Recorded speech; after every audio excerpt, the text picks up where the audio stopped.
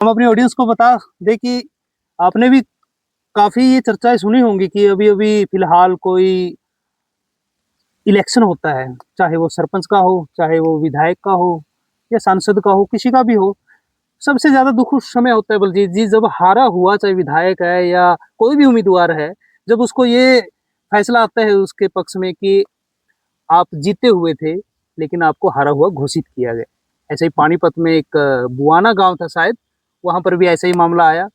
सरपंची के इलेक्शन थे, सरपंची के इलेक्शन में 2-2.5 साल के करीब हो गए, 3 साल के करीब है शायद।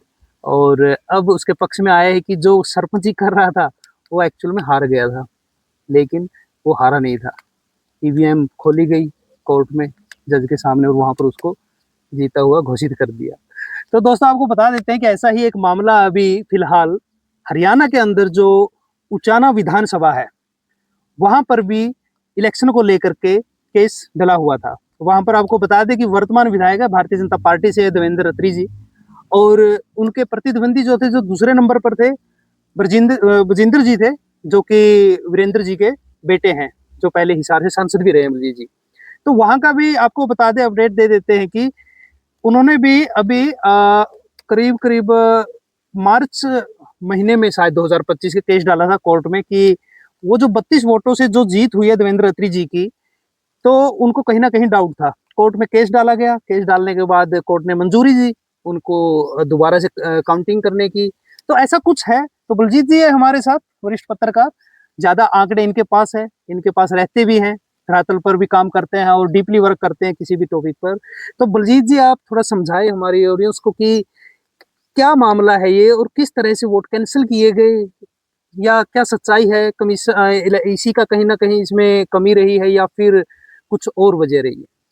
देखिए पवन जी, जो पिछले साल जो अक्टूबर महीने में जब चुनाव हुए थे, हरियाणा में विधानसभा चुनाव हुए थे, उसके बाद क्या है कि कांग्रेस पार्टी को जो है 37 सीटें मिली थी, और उससे भी पिछले विधानसभा चुनाव में। और जब कांग्रेस इतनी नजदीक से, कहीं न कहीं उसको लग रहा था कि हरियाणा में हमारी सरकार बनेगी, और वो कहीं न कहीं जो चुनाव के परिणाम आए वो उसके विपरीत आए। और उसके बाद क्या है कि कांग्रेस पार्टी ने अपने तरीके से ही उनका अपना एक जो पूरा अध्ययन किया अपने सतर पे, पार्टी का भी और चुनावों का भी, कि हम क्यों हारे चुनावों में। उसको लेकर उन्होंने एक पूरा जो है लोकसभा क्षेत्र के जो हारे हुए प्रत्याशी थे, खास तौर पे कांग्रेस के, और भी पार्टियों के जो थे, क्या नाम है, प्रत्याशी थे, उन्होंने भी याचिका डाली है। चाहे दुष्यंत चौटाला है, जेजेपी है, जी जी जी। तो अब क्या है कि ये मामला उसी से जुड़ा हुआ है। अब जब हाई कोर्ट में जब इस तरह की जो याचिकाएं डाली गई, उस पर सुनवाई हो रही थी, और सुनवाई के दौरान ही एक मामला, बहुत ही सेंसिटिव मामला सामने आया। जो उचाना विधानसभा सीट है हरियाणा की, वहां पर भाजपा के देवेंद्र अत्री जो है, उनको 48,968 वोट मिले, और जबकि कांग्रेस के बजिंदर सिंह है, जो कि वीरेंद्र सिंह के लड़के हैं, 48,936 वोट मिले। तो बड़े नजदीक से 32 वोटों से हार गए। वोटों से वो चर्चा का विषय रहा। बिल्कुल बिल्कुल, ये चर्चा का विषय है, आज भी चर्चा का विषय है पवन जी। और आप जब इसमें एक चौंकाने वाली एक बात सामने आई, जो कि हाईकोर्ट ने बड़ा, उसको बहुत ही सेंसिटिव मुद्दा कह सकते हैं, कि जो भाजपा के देवेंद्र अत्री है, उसको 48,968 वोट मिले, और ब्रजेंद्र सिंह को जो है 48,936 वोट मिले। मात्र जो है 32 वोटों का जो है फासला रहा, जो कि बहुत ही नजदीक का फासला था।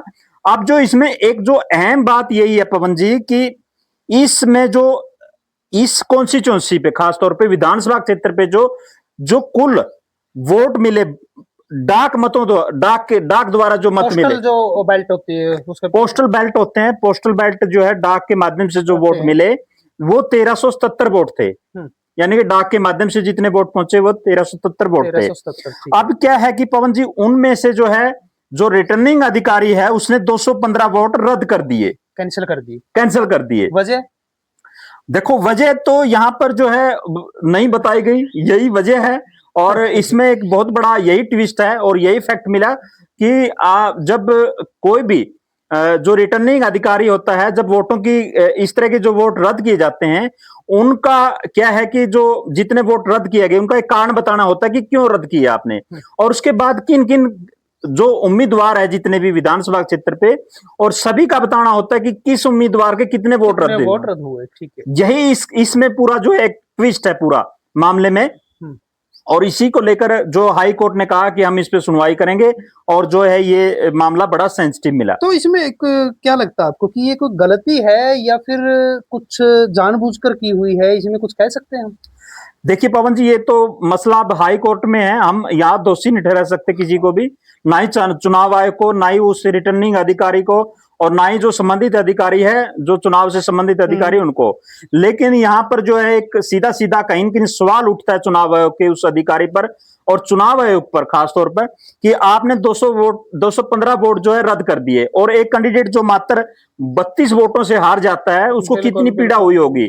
और जबकि आपको जो 215 वोट जो रद्द किए गए उनका एक कारण बताना होता है कि आपने किन कारणों से रद्द किया गया। यही इस मामले में एक बड़ा फैक्ट है, यही इस मामले में एक ट्विस्ट है, और बड़ा हाई कोर्ट ने इस मामले को लेकर बड़ा सख्त रुख अपनाया। तो इस मामले में जैसे कि अभी 215 वोट रद्द हुए, अगर कहीं ना कहीं कोर्ट का जो फैसला है हारे हुए उम्मीदवार के हक में आ जाता है, तो फिर आगे कैसे होता है? वो उसको जीता हुआ घोषित कर देते हैं या फिर इलेक्शन का या कोई प्रोसेस दोबारा होता है? देखिए पवन जी, ये तो जो हाई कोर्ट के निर्णय पे निर्भर करता है कि इस तरह की स्थिति बनती है। हाँ। लेकिन मैं ऐसा मानता हूं, मेरा व्यक्तिगत जो जहां तक मैं अपने तरीके से मैंने इस चीज को अध्ययन किया है, और 1377 वोट जो है डाक मतों से मिले, और उसमें 215 वोट रद्द कर दिए गए। अब इसमें जो एक बात साफ निकल के आई कि इन 215 वोट में से किन किन जो उम्मीदवारों के वोट रद्द किए गए, ये एक अहम सवाल है जिसका जवाब चुनाव आयोग को देना पड़ेगा। अगर ये इस तरह का जो मामला बनता है, अगर हाई कोर्ट इस पे कड़ा रुख अपनाता है, तो ये पूरे देश में एक तरह का अलग मामला होगा। तो ये तो एक उस तरह से हो गया जैसे कि सभी ने देखा था जब चंडीगढ़ में मेयर के चुनाव थे, कुछ हुआ था ऐसा, वहां पर भी आरोप लगाए थे कैमरे में, जो रिटर्निंग अधिकारी है जो वोट कैंसिल कर रहा है, वहां पर भी कुछ ऐसा ही हुआ था। जी पवन जी, अनिल मसीह का जो एक पूरे देश में एक अलग तरह का उदाहरण जो बना, मैं कह सकता हूं कि सुप्रीम कोर्ट ने कितनी कड़ी फटकार लगाई, और पूरी कैमरे के नीचे जो चीजें पकड़ी गई, और ये सब कैमरे के नीचे हुआ। और ये एक तरह का अलग मामला इसलिए पकड़ा गया कि वहां पर कैमरे थे। लेकिन यहाँ पर जो बातें अब वहां पर कैमरे थे नहीं थे, या फिर रिटर्निंग अधिकारी ने किन कारणों से इसको रद्द किया, ये बातें अभी साफ नहीं है। लेकिन सुप्रीम कोर्ट, हाई कोर्ट ने इस पर बहुत ही कड़ा रुख अपनाया है, और जो अगली सुनवाई है 26 अगस्त होगी। और पवन जी, एक और इसमें अहम जो है, जो हाई कोर्ट ने इसमें जो एक कड़ा रुख अपनाया है, हाई कोर्ट ने कहा है कि आप इस मामले में देरी मत करिए। जो भाजपा के देवेंद्र अत्री हैं जो वहां से विधायक है देवेंद्र अत्री, उनसे कहा है कि हम इस मामले में और ज्यादा देरी नहीं कर सकते, पेश होने के लिए बोल रहे हैं। हाँ, आप कह रहे हैं कि इस मामले में जवाब अपनी तरफ से दाखिल करिए, और हम इसकी अब क्या है रोजाना भी सुनवाई कर सकते हैं, ऐसा हाईकोर्ट ने कहा है। जी जी।